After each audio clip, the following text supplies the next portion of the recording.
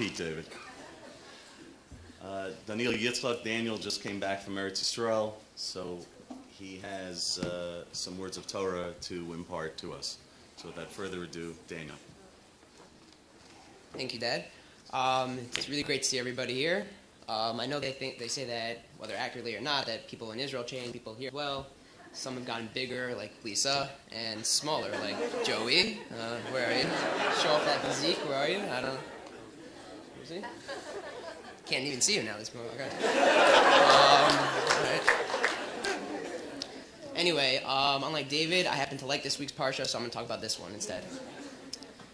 In this week's Sedra, Parshas Yisro, Bnei Yisrael is preparing for what will be one of, if not the most defining moment in our history, Kabbalas HaTorah. All that had occurred throughout history thus far, from Bereshis to Akedas Yitzchak, from Bechiras Yosef to the Makos and Kriyas Yamsuf, have all led up to this very point. As significant as these events were in our history, they were all pawns in Hashem's greater plan to bring us to Har Sinai so that we could accept the Torah. However, prior to this monumental event, the pasuk states, "Vayisur merfidim, vayavo midbar Sinai, vayachanu bamidbar, vayachan sham Yisrael neged ahar." And they traveled from Refidim, and they came to the Sinai desert, and they camped in the desert, and Bnei Yisrael camped opposite the mountain. In this sefer, Sichas Musar, Rabbi Chaim Shmulevitz, yes, Dad, we know, your great uncle, brings down the Orach Chaim HaKadosh, who explains that this pasuk is coming to teach us 3 preparations that Bnei Yisrael did before receiving the Torah. He adds that these 3 principles are necessary for anyone who wants to be Mekabel the Torah. The first of these hachanos is hinted to by the part of the pasuk which states, "Vayisum merfidim," and they traveled from Refidim. The Mechilta states that the name Refidim is a combination of Refu and Yedehem, that their hands weakened. This was referring to the fact that at Refidim, Bnei Yisrael were lax in their learning of Torah. In stating that they traveled from Refidim, the pasuk is teaching us that they moved away from this state of weakness in Torah. Thus, the Orach Chaim explains that the first aspect of preparing for Kabbalas HaTorah is strengthening one's own involvement in Torah. Negligence in this midah will be detrimental to one's growth in Torah. The Gemara in Shabbos on Daf Pei Gimel Amud Bet expounds upon the pasuk of Vizos HaTorah Adam Ki Yamos B'Ohel.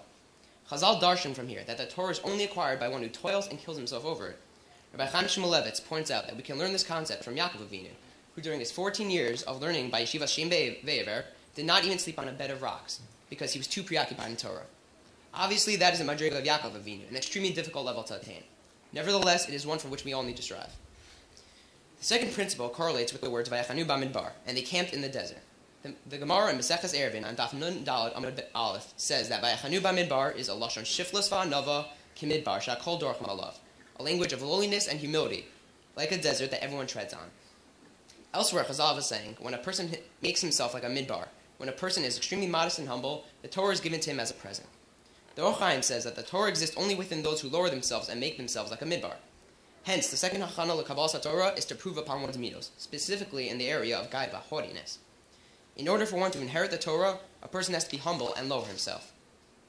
The Gemara in Maseches Tanis on Daf Chaf Amud Bet states that L'olam yehei adam rach kikanev ve'al yehei kasha keres. One should be soft like a reed and not hard like a cedar tree. This means that one should be flexible and easily ready to defer to the will of friends. The Gemara there continues, Ulefichach zacha kana litol himenu komos lichtov bo sefer Torah tefillin umezuzos. Thus, the reed was worthy of being the resource from which the kolmes, the writing utensil with which Torah, tefillin, and mezuzos were written, was taken. We see from this the importance of shiflos and anava with regard to the Torah. Even the words of the Torah have to be written with the kolmes, made from the reed, as opposed to the unwavering cedar tree. We further see the importance of this concept in Maseches Eruvin on Daf Yud Gimel Amud Bet, where it discusses the reason why Beis Hillel merited having the halacha established like their opinion over that of Beis Shammai in all cases. They warranted this honor because they taught their students both their own opinion as well as Beis Shammai's. Not only that, Beis Hillel even stated Beis Shammai's opinion before their own, thus demonstrating their humility and submissiveness towards others. Just like the reed, Beis Hillel exhibited the ever-important character traits of shiflos and anava, and were therefore deserving of such a lofty status. The third and final principle is to combine one's heart with the rest of Klal Yisrael. The Orach Chaim says that this corresponds to the portion of the pasuk which states Vayichan Sham Yisrael neged ahar. This, he explains, is why the pasuk says Vayichan Sham Yisrael in the singular form. All of the members of Bnei Yisrael made themselves like one person, and as such were deserving of receiving the Torah. As Rashi famously explains on this pasuk, Ki ish echad b'lev echad, like one man with one heart. At the end of Derech Eretz Zuta, our sages say that since Bnei Yisrael hated conflict, loved peace, and made themselves as one encampment, this was the proper time for them to receive the Torah. The Midrash in Vayikra Rabbah expands upon this point. It states there that normally what's heavy for one person, 2 can carry. What's heavy for 2, 4 can carry. Yet by Kabbalah Torah, what was heavy for 600,000 was easy for 1, specifically Moshe Rabbeinu. Under normal circumstances, when 2 people carry something, they divide the weight and thus can carry it.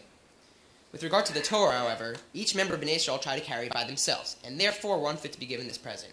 Once they became one unit, separate bodies but belev echad, they were fit to accept the Torah.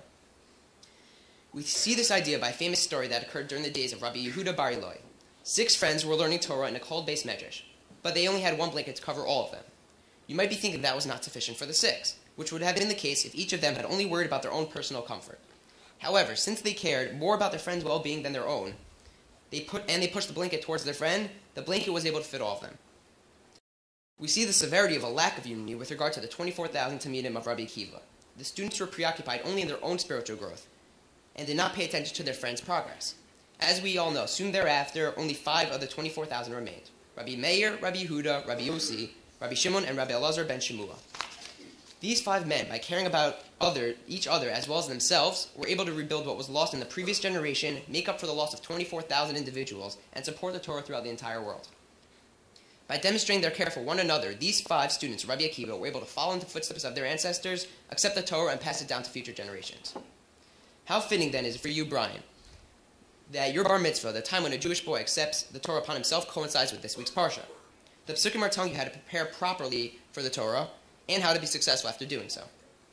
Brian, it seems clear that you are equipped to handle this stage in your life. Between asking the rabbi questions every Shabbos, studying the parsha on Shabbos at home, and learning for your siyum tonight, it is apparent that you are involved in Torah constantly.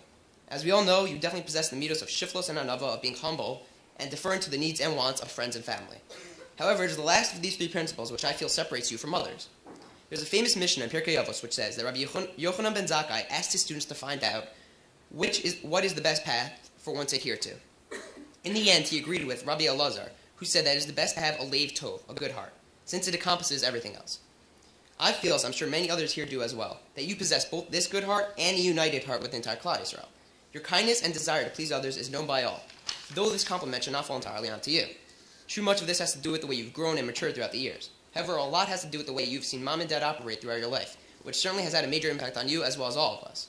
For that, Mom and Dad, I, along with I'm sure many here, want to thank you. Brian, I wish you much success in everything you embark upon in the future. With these character traits in hand, I'm sure you'll achieve anything and everything you want to do. Mazel tov.